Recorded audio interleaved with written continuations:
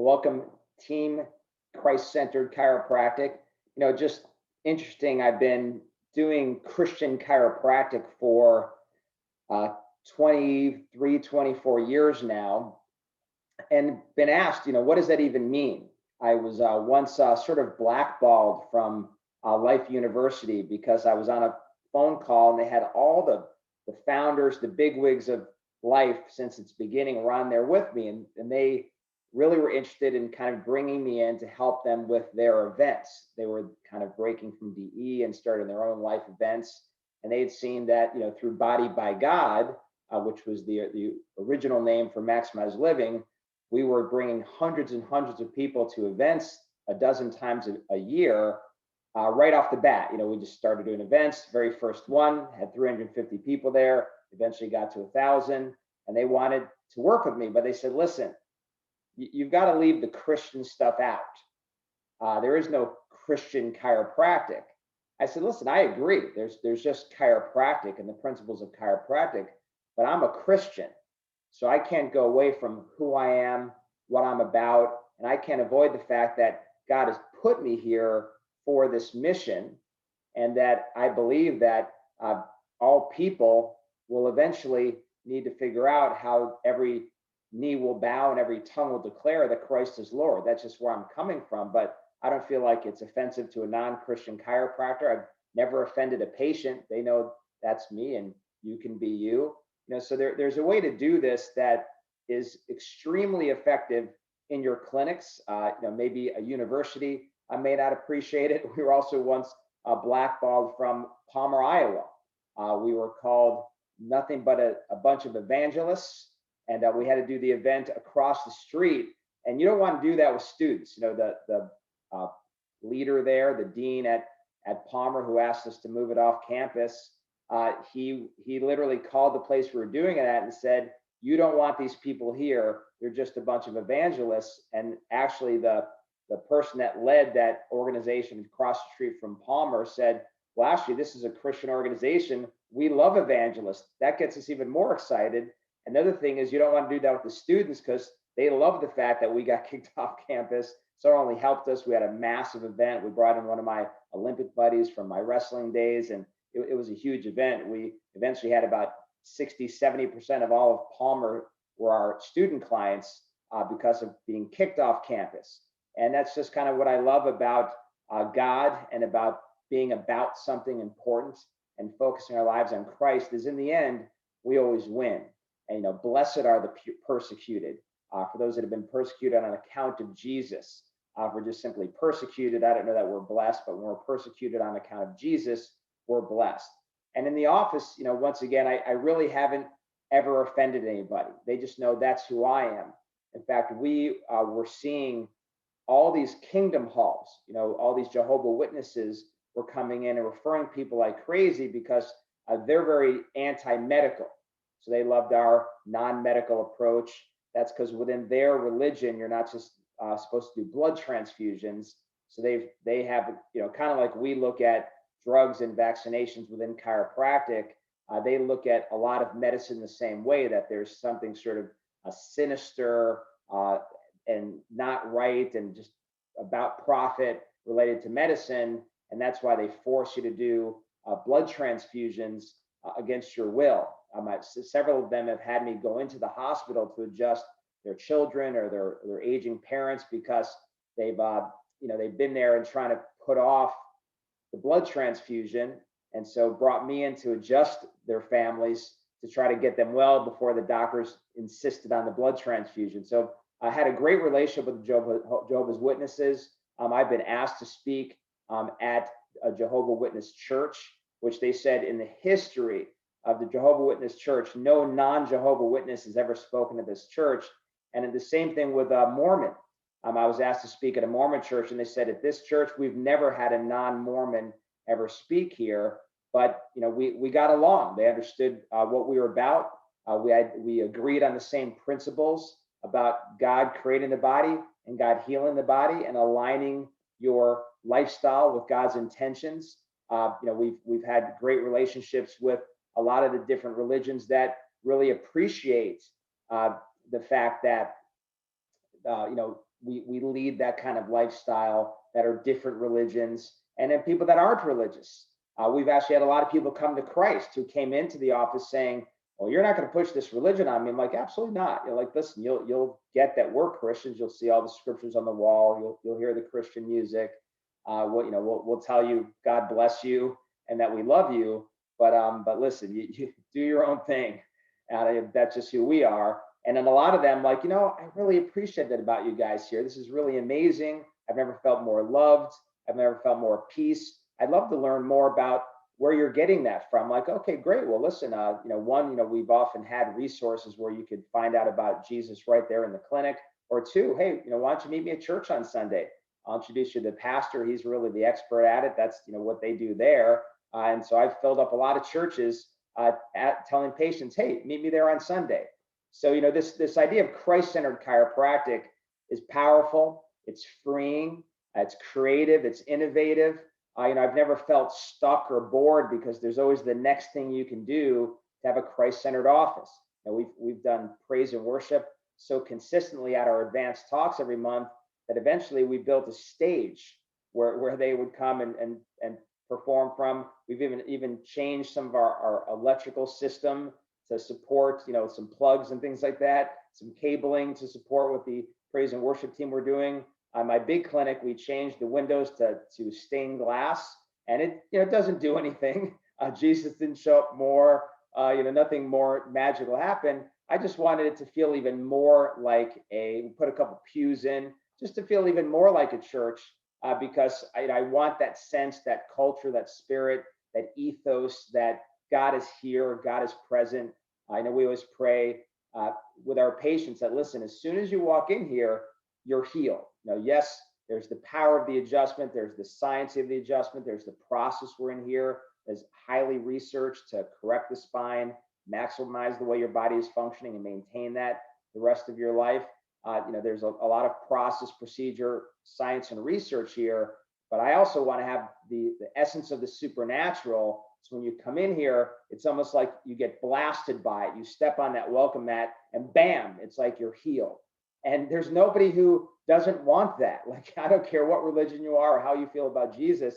Who doesn't want supernatural healing? Who doesn't want to walk into a place of peace and purpose and transformation and deep love and appreciation? I can't tell you how many dozens and dozens of people who have told us that they've never been loved somewhere else. They've never been hugged somewhere else. Nobody's ever been excited that they've walked into an establishment like we're excited. Nobody seems to care or pay attention to them like we do. And we share with them that, listen, that's the love of Jesus. It would really be a shame that you spent all this money, traveled all this way, or put all this time in coming in multiple times a week, and that all you'd meet here is me. That would really be a shame. But we want you to come in here and meet Jesus. We want you to know God through what we're doing at this office. And so that's just our attempt to have the love of God here and pouring through us by showing you how much we care about you individually, because that's God. He never leaves you nor forsakes you. He's always with you. There's nowhere you can go. You can go on a trip to Hawaii or Europe. You can go to the gym. You can go to a restaurant or a bar, and God is with you there. He may not want you there, but he's with you there, and he is never going to leave you. Jesus said, I'm with you to the end of the age. The Holy Spirit said, I'm with you forever. God said, because of that, you can be strong and very courageous, go everywhere with confidence and certainty, because he loves you and cares about the details of your life that much. When people walk in, my team and I, we get excited that they're there. Mary, Bob, it's so great to see you. We call the Norm effect, if just to show my age, and going back to Cheers. If you have ever watched Cheers, just at least watch the first 5 minutes of an old episode when Norm walks in, and they go crazy every time Norm walks in at this this bar that's underneath the street in the Boston area. So it's important to show the love of God through enthusiasm. The Bible says in Zephaniah that God sings over us. So we're going to really show people that we love them. There's an enthusiasm, there's an excitement, and I can tell you that alone has been the reason for so much growth, so much healing, so much transformation in our office. As a psychologist, one of the things that we know is that affirmation is the essence of healing or the source of healing. So at my front desk, we intentionally and have experienced the fact that that's where most of the healing occurs. Sure, we know the power of an adjustment, and in the end, they've got to get adjusted. I never want to, diminish that fact even 1%, but that enthusiasm creates an affirmation.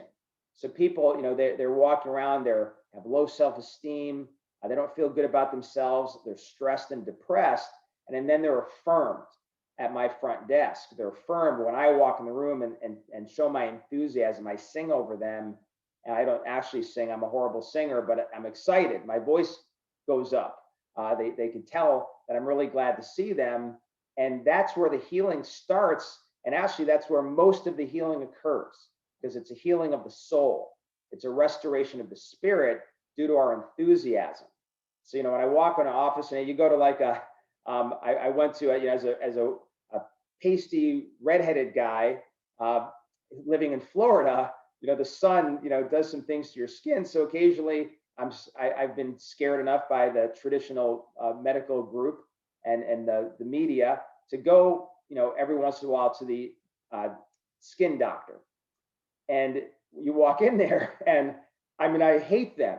Like, you walk in, you got the top of somebody's head. She looks very annoyed that I'm there, shoves the clipboard out. I stand there and sign it. And she'll even say, hey, can you sign that in the seat? And it's just, a couple things to fill out, but she doesn't want me near her while I'm doing it. So I walk away, sign it out, hand it into her. All right, have a seat. And then you sit there for an inordinate amount of time when the doctor finally brings you back. Now, he's actually kind of nice. Like, I go back there because he's actually, hey, great to see you again. And, I've only been there 3 times, but he's, second and third time, great to see you. I'm like, hey, you got a little bit, a touch of chiropractic there, a touch of Christ-centered chiropractic going on there. And he's, probably like a Muslim or something, that is what it appears to be. And, but I like him because he's excited that I'm there. He remembers who I am. He's looked at my file, so he's familiar with my case. It's great. And by the way, skin's always clear in case you're worried. But I still check. That's the chiropractic way. Stay ahead of things. And whenever they want to do something to me, I decline. However, getting back to it, that as we move into the next piece, the sort of the practical component of today's discussion, you can't do the practical things without the singing over them thing. God doesn't slumber or sleep. He always watches over you. He cares that much. And I can't attempt to move people through my system and get them to commit to all the different things I want to commit to, that their own care, bringing in their family, buying my products and resources, coming to my events, referring people, to ask them to do all that. And we missed the encouraging, affirming, singing over them part, the enthusiasm over them. It's a lot more difficult to do. Not that you can't get 20 referrals a month and not show that you care. I'm sure this girl with her clipboard and her top of her head, they probably get referrals because they're competent dermatologists, and so people get sent in by other people. I'm sure that happens, but it would happen a lot more if I felt loved there, and if I felt like she cared about me, and if it wasn't such a miserable first 30 minutes when I walk in the door. So we're going to get into the detail of communication for this next 15 minutes here. And what I mean by that is this: I actually had a patient who it was his job to train organizations related to 2 books. And those 2 books were called Crucial Conversations and Crucial Confrontations. And in Crucial Confrontations or Conversations, there's rules. And if you follow these rules, it's pretty remarkable how well it works. And virtually every conversation you're having in your clinic is one of these crucial interactions. So when you talk about, for example, when they come in, you want them to come in right away. So they call up, you're not letting them push it out for days. We know that at the front desk, it's crucial that they get them in immediately. Once they come in, we know that it's crucial that they understand the value and the meaning and the urgency of the visit of subluxation and the need to come back right away for that report and to go over finances and get started.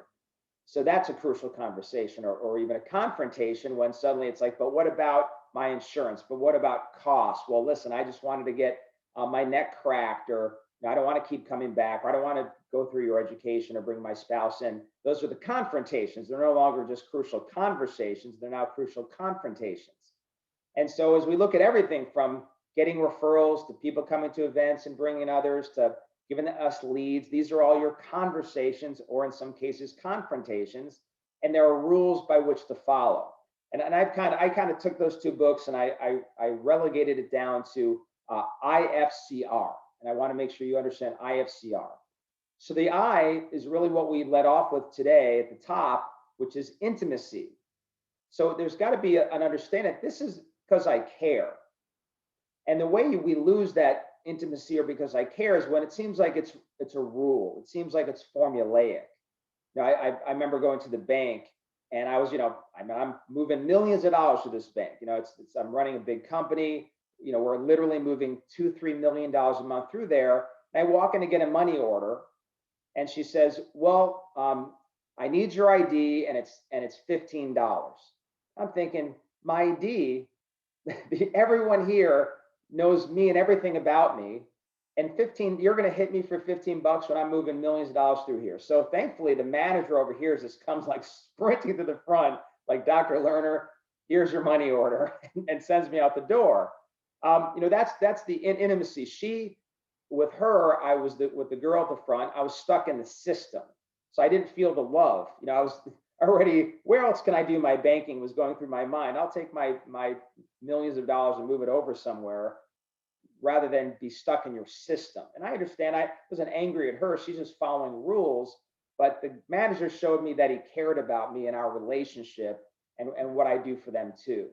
So they've got to realize that all these steps, it's not you have to bring your spouse here because I need him here, like it's timeshare, and I need the other money decision maker here because I need to extract money from you. If they feel like they're just in that system, then that spouse being there is not going to go as well as, listen, I care about you and I want this to work out. And I know that it just really never does if your spouse doesn't understand what's going on. Plus, this is very serious. And I know that your husband, your wife, they love you, they care about you. They're going to want to be here. They're going to want to see what's going on. Oh no, my husband hates chiropractic. Listen, but he loves you. And I know he's going to want to see what's going on your other's x-rays, what's going on in your nervous system and the organs of your body. And he's going to want to know what we're going to do to correct this. And we also want to make sure he knows like what has to happen at home and what this looks like long term, or again, it just may not work. And my biggest concern is your health. I'm here to make sure you get well and that this works.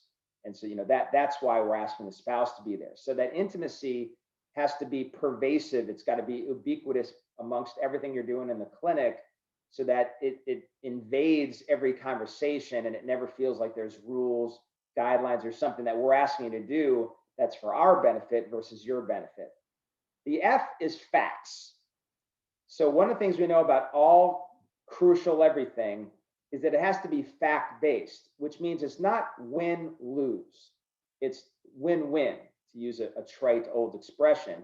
If it's win-lose, and I'm just using my opinion to try to push you to go my way, that's the worst way to handle that. And as you sort of ruminate and meditate and begin to really understand this idea of winning conversations, which is a terrible term I just used because again, it's not about winning. It's about mutual. What is happening mutually here for the ultimate success that's for their good. And so it's fact-based. So as an example, and what's funny is I actually use this on the guy that does the training. His name, he has a name that's a little confusing. His name is Stacy. Normally that's reserved for women, but that was his name. So he went through day one, goes through day two, and commits. He prepays, gets his home care equipment, and on day 3 comes back with the home care equipment and asking for a refund, saying, I normally don't make decisions that quickly. I feel like I might have made a mistake. Now, in our office, we do a stress X-ray, and so we can show you that in one visit with the one adjustment in the stress X-ray, we already made a change to your spine, and in his case, his spine completely corrected. So the facts of the matter with him is he'd already had a back surgery. And in one visit, we showed him a pre and post where his x-ray had corrected. So I stuck to the facts. I said, Stacy, and again, I'm thinking he's going to pick up, I'm using his own stuff on him. I said, Stacy, do you want another surgery? No. Well, the fact is, if you don't do this, then that's your other option is surgery, because all the problems are back. Secondly, you said you wanted to take this somewhere else. Well, the only, you don't want to go to a surgeon, which means you're talking about going to another chiropractor, because that's, your other option. Are you thinking that other chiropractor can correct your spine faster than in one visit? Do you trust that everybody else out there has the skill, has this type of system to correct your spine in one visit? Is that, is that what you're looking for out there? No. Well, you understand because of your history that as the spine breaks down, it controls the function of not only the nerves, but the organs that those nerves serve.